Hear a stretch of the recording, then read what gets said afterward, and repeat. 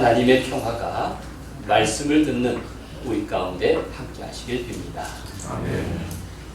우리나라 남부 지역이 극한 폭우로 큰 어려움을 맞고 있습니다. 올 봄부터 불편하고 당혹스러운 기록이 많아졌습니다.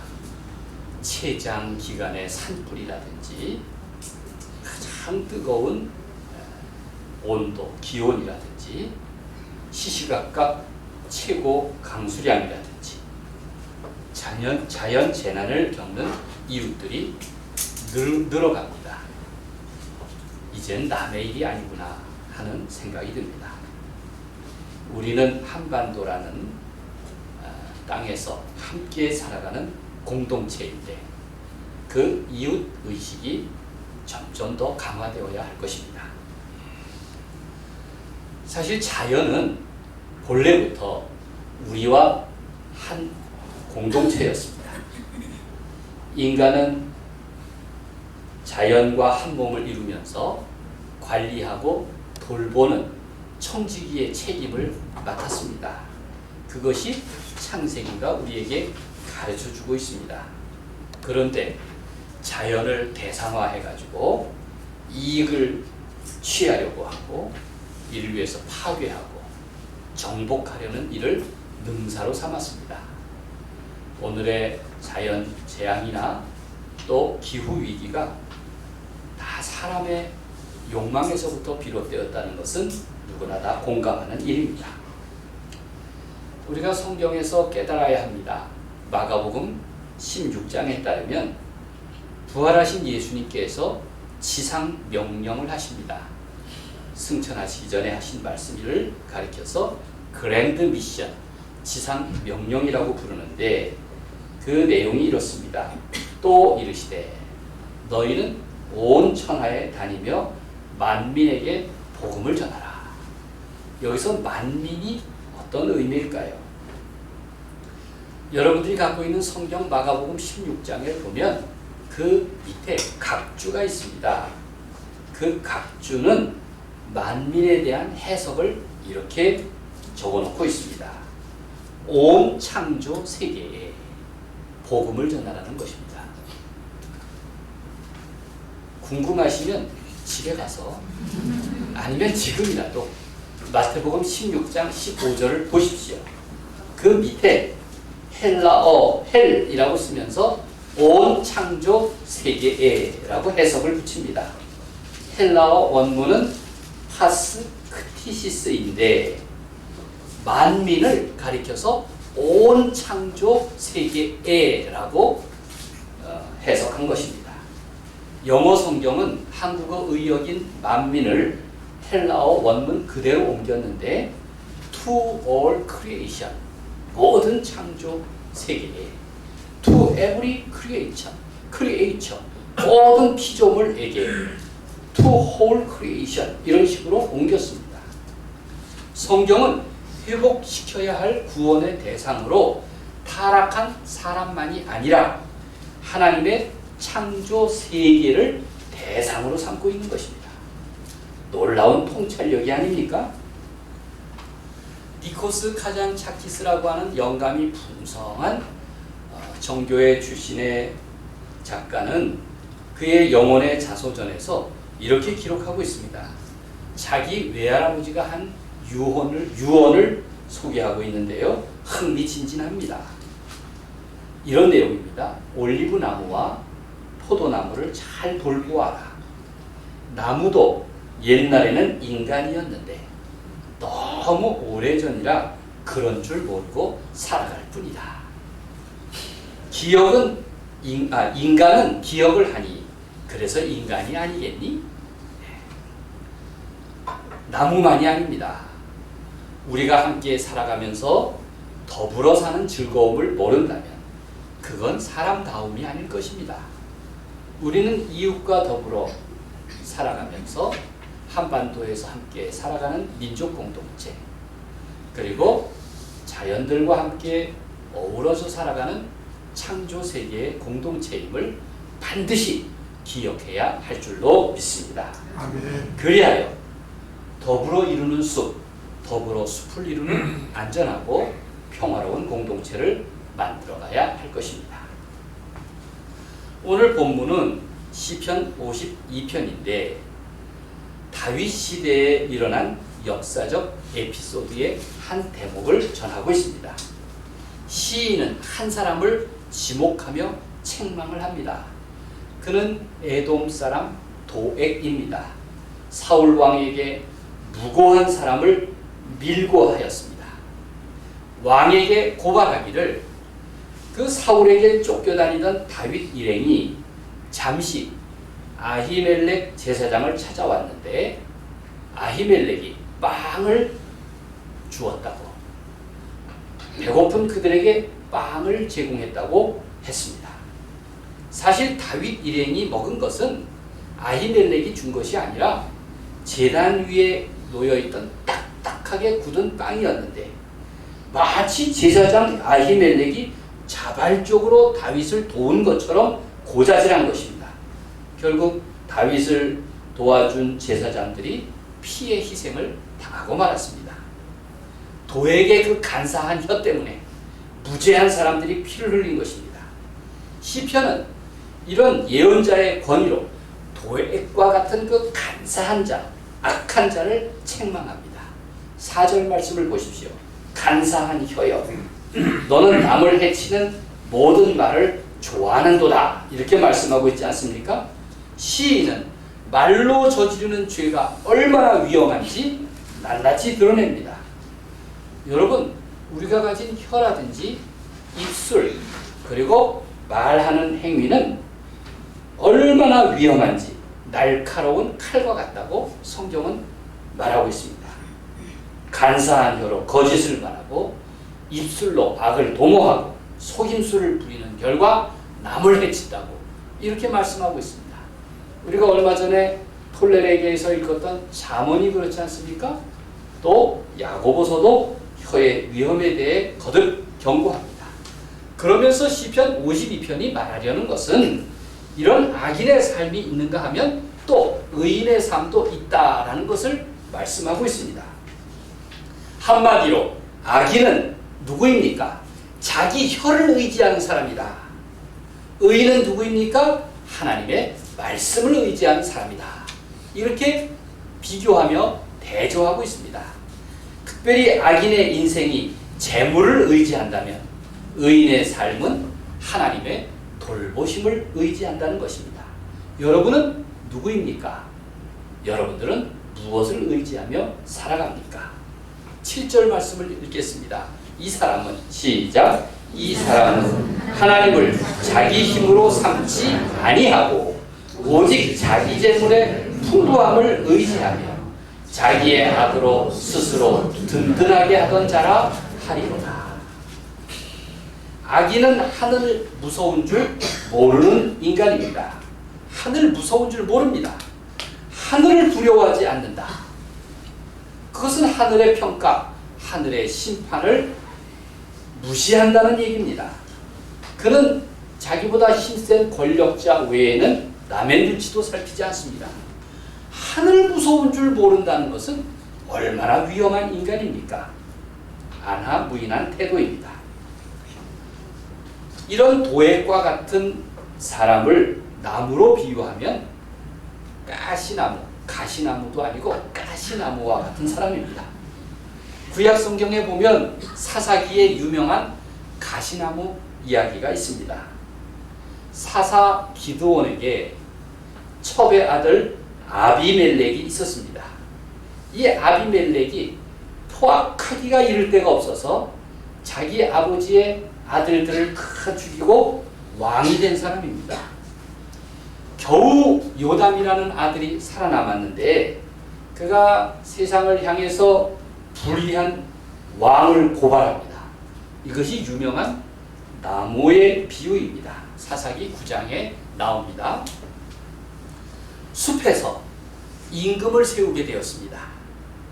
그런데 추대를 받은 선한 나무들, 유익한 나무들인 감람나무, 무화과나무, 포도나무는 왕이 되어달라는 요청에 다 사양을 합니다. 다 거절합니다.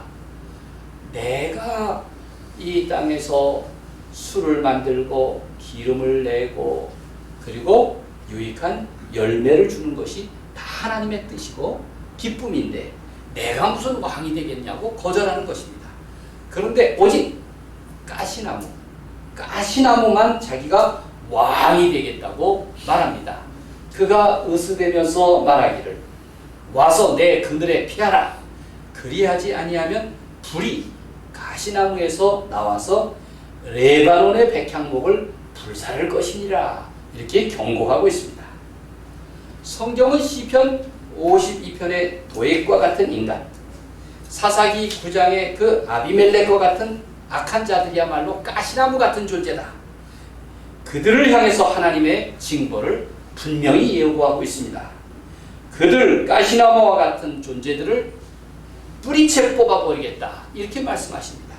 5절 말씀을 함께 읽겠습니다. 그런즉 하나님이 영원히 너를 멸하시며 시작. 그런즉 하나님이 영원히 너를 멸하시며 너를 붙잡아 내 장막에서 뽑아내며 살아있는 땅에서 내 뿌리를 빼시리라. 그러나 악인과 달리 의인은 어떻습니까? 의인은 하나님의 인자하심을 영원히 의지하는 사람이다. 이렇게 말씀하고 있습니다.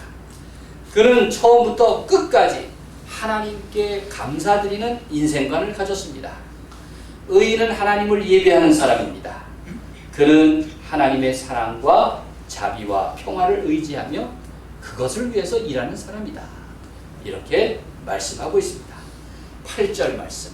그러나 나는 시작. 그러나 나는 하나님의 집에 있는 푸른 감람나무 같으니요 하나님의 인자하심을 영원히 의지하리로다. 하나님의 집에 있는 푸른 감람나무 같은 사람, 그런 사람이 되기를 간절히 소망합니다. 우리가 덕담을 할 때 나무에 빗대서 축복을 하면 어떨까요? 이 사람은 푸른 소나무와 같은 사람이다. 참 듣는 사람 기분 좋겠죠? 아마 애국자라도 된 듯한 느낌일 것입니다. 저 사람은 향기로운 사과나무 같은 사람이다. 야, 그런 칭찬을 좀 들었으면 좋겠어요. 저 사람은 느티나무처럼 그늘이 깊은 사람이야. 세상에 이런 나무에 대한 비유를 듣는다면 우리가 쉽게 공감할 수 있는 것은 나무는 자연의 이치를 닮았기 때문입니다. 사실 예수님도 나무를 두고 비유로 말씀하셨습니다. 마가복음 13장에 보면 무화과 나무의 비유를 배워라 이렇게 말씀하시는가 하면 누가복음 21장에서는 무화과 나무와 모든 나무를 보아라 이렇게도 말씀하셨어요. 모든 나무 가운데 하나님의 진리가 담겨 있다는 것입니다. 특별히 예수님은 나무의 성장을 보면서 하나님 나라를 말씀하셨습니다. 마치 나무에서 싹이 나고 여름철에 잎이 무성하듯이 그렇게 하나님 나라가 우리 곁에 가까이 다가올 것이라고 말씀하셨습니다. 그러니 인위적으로 내 욕심대로만 살려고 하지 말고 자연의 질서와 창조의 의미를 기억하며 살아가라. 이렇게 당부하시는 것입니다. 예수님이 비유로 드신 나무 중 무화과 나무나 포도나무나 감람나무는 의로운 나무라고 불립니다. 여러분, 예로부터 나무 아래는 축복의 장소였습니다. 성경은 나무를 빗대어서 평화에 대한 갈망을 했고 그리고 축복의 징조로 이해하였습니다. 미가서 4장 4절은 태평성대를 가리켜서 이렇게 말합니다. 각 사람이 자기 포도나무 아래와 자기 무화과 나무 아래 앉을 것이다. 그 나무의 열매를 먹고 살 것이다. 태평성대를 비유한 것입니다. 또 요엘서 2장 22절은 들의 풀이 싹이 나며 나무가 열매를 맺으며 무화과 나무와 포도나무가 다 힘을 내는도다. 이렇게 말씀하고 있습니다. 그 재앙이 있고 재난이 심하던 시대였는데, 그런데 요엘이라는 선지자는 백성을 위로하기를 들의 풀에 싹이 나고 나무가 열매를 맺으며 무화과 나무와 포도나무가 다 힘을 낼 것이라고 그렇게 위로하고 격려하였습니다. 여러분, 나무들을 한번 생각해 보십시오. 포도나무는 술을 내고, 감람나무는 기름을 짜고, 무화과 나무는 배고픈 사람의 양식이 됩니다. 성경에 자주 등장하는 나무들이 있는데, 상수리나무니 떨기나무니 종려나무니 백향목나무니 다 하나님의 거룩함과 관련되어 있습니다. 이 나무들을 통해서 하나님의 임재를 설명하였고, 또 거룩함을 찬양하는 예배와 관련지었습니다. 이런 나무들처럼 거룩하고 복된 삶의 쓰임을 받으라고, 거룩하고 복된 삶을 살라고 당부하고 있는 것입니다. 너희도 세상 사람들에게 이런 유익한 기쁨과 평화를 주는 나무들이 되어라. 나무들이 되어라 라고 말씀하십니다. 특별히 시편 52편은 감람나무, 감람나무는 올리브나무를 옮긴 한자어입니다. 감람나무를 주목하여 강조합니다. 이 나무는 참 의로운 나무다. 하나님은 그런 감람나무 같은 사람, 의로운 사람에게 자비를 베푸신다 하는 것입니다. 8절 말씀을 다시 한번 읽겠습니다. 그러나 나는 하나님의 집에 있는 푸른 감람나무 같으며 하나님의 인자하심을 영원히 의지하리로다. 시작. 그러나 나는 하나님의 집에 있는 푸른 감람나무 같으며 하나님의 인자하심을 영원히 의지하리로다. 하나님의 사랑과 자비를 영원히 의지하는 그 사람, 그는 푸른 감람나무 같은 사람입니다. 여러분, 감람나무가 뭐 세상에 하나밖에 없는 특별한 나무입니까? 아닙니다. 이탈리아나 스페인이나 혹은 이스라엘이나 팔레스타인 가면 온통 나무가 감람나무예요. 모든 나무들이 다 올리브 나무들입니다. 그렇게 흔하고 평범한 보통 나무들인데, 그런데 그 나무들이 그렇게 귀하고 훌륭하다는 거죠. 여러분, 무엇을 의미합니까?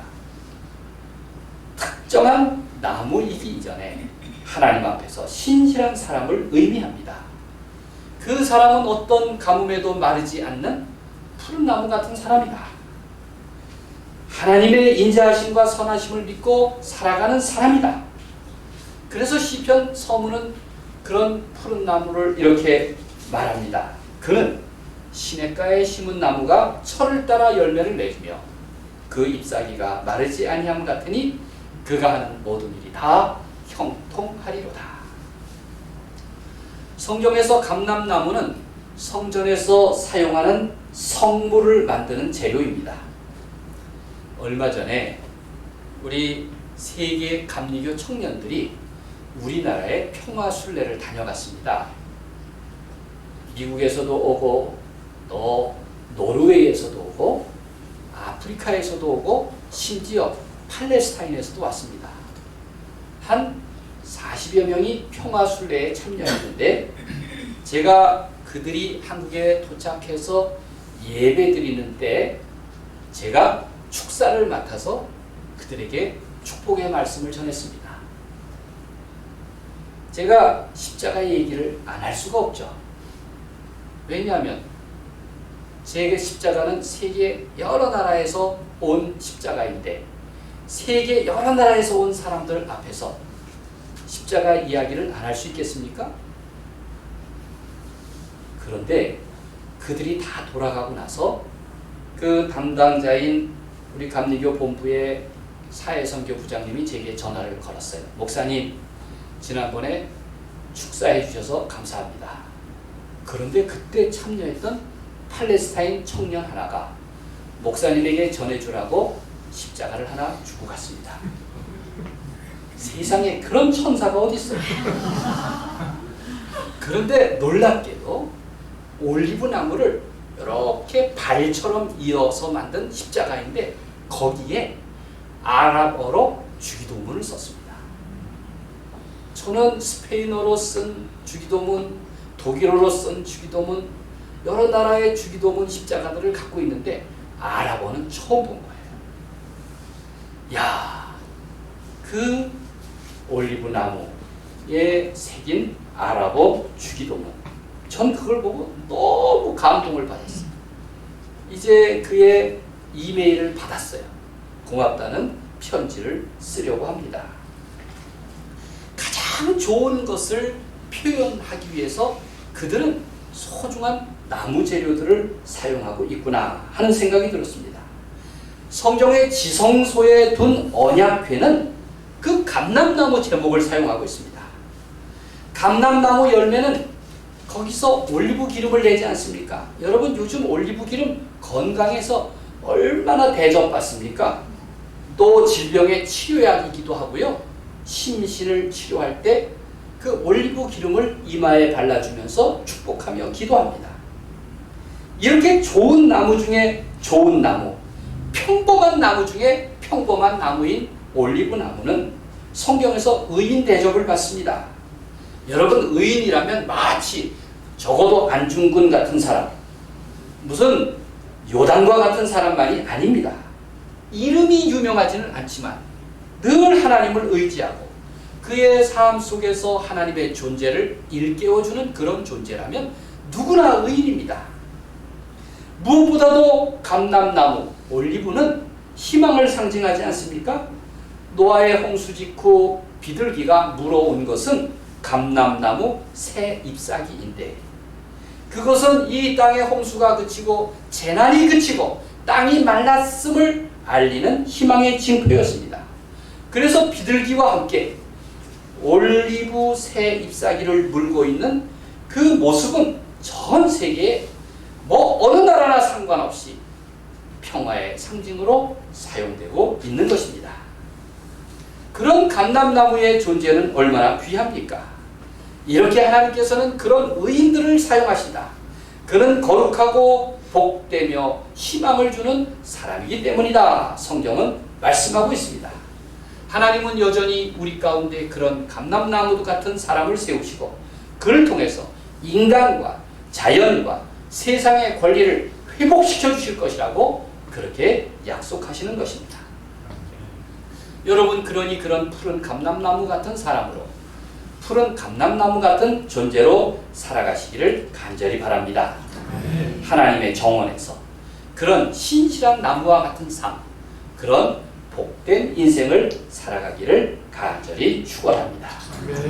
오늘 설교 제목은 바로 더불어 이루는 숲입니다. 숲은 나무 하나하나가 어울려 이루는 공동체입니다.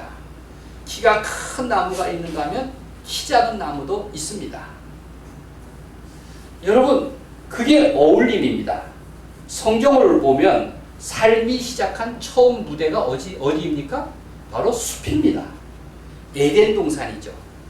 그리고 마지막 무대는 어디입니까?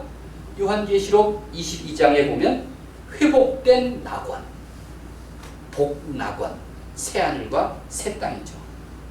천국을 상상할 때 여러분 어떤 모습을 상상합니까? 찬송가에 보면 황금과 보석으로 치장한 건물과 길, 이걸 연상하게 하는데, 여러분 생각해 보십시오. 그런 데서 누가 살고 싶습니까? 아니, 그것도 처음 한번 볼 때 와 하지. 그게 늘 황금과 보석으로 건물과 길이 치장되어 있으면 그렇게 귀하게 느껴질까요? 종로 상가만 가면 그 황금 정말 많이 볼 수 있습니다.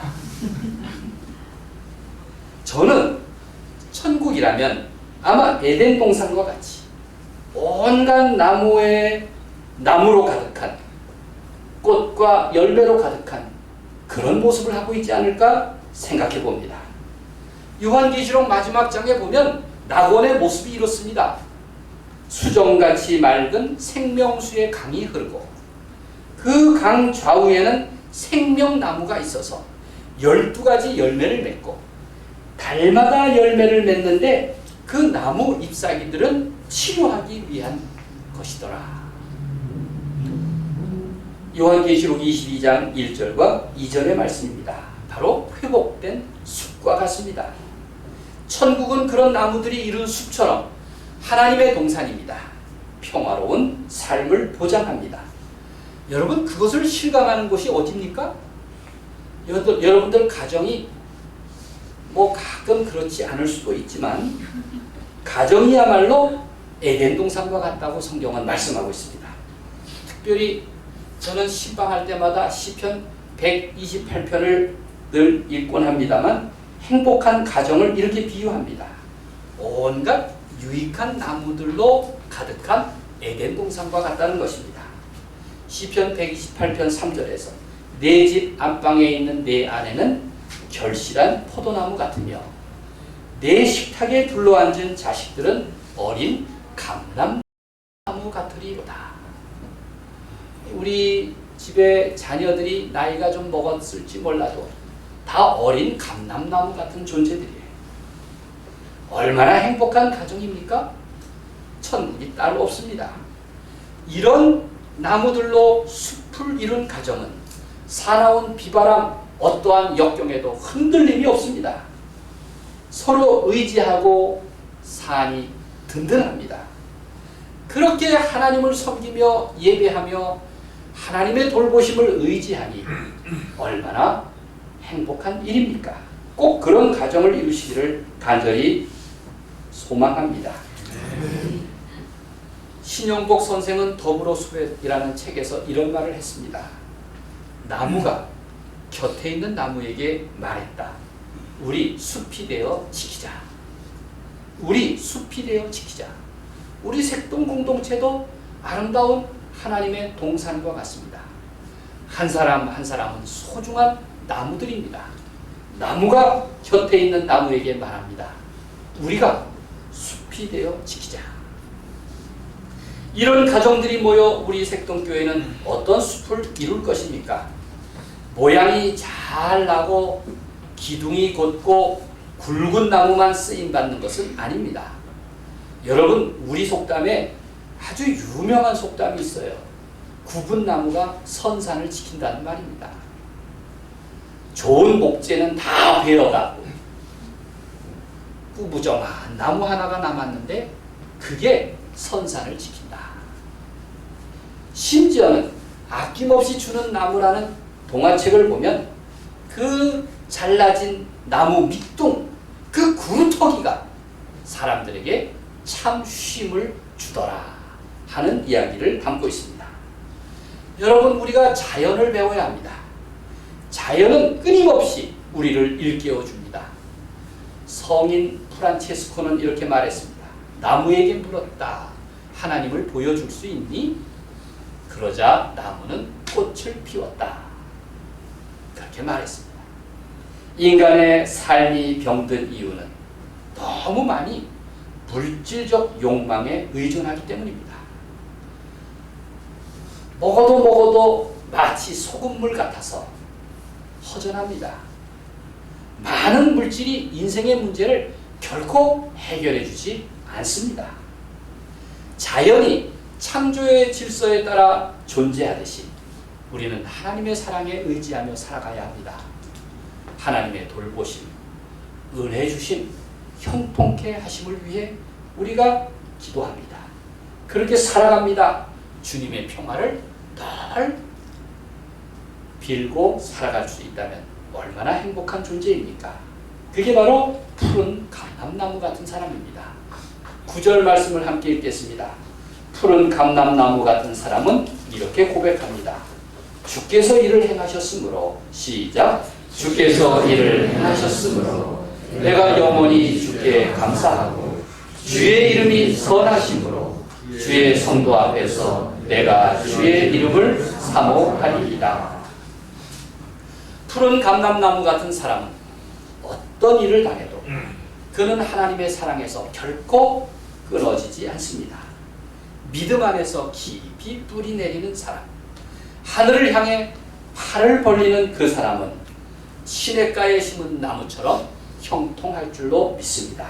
아멘. 여러분 모두 그런 은총을 누리는 푸른 감람나무 같은 사람이 되시기를 간절히 축원합니다. 아멘. 하나님의 사랑과 평화가 늘 나와 함께 하셔서 푸른 감람나무와 같은 인생을 살아갈 수 있기를 우리 주님의 이름으로 간절히 축원드립니다. 아멘. 기도.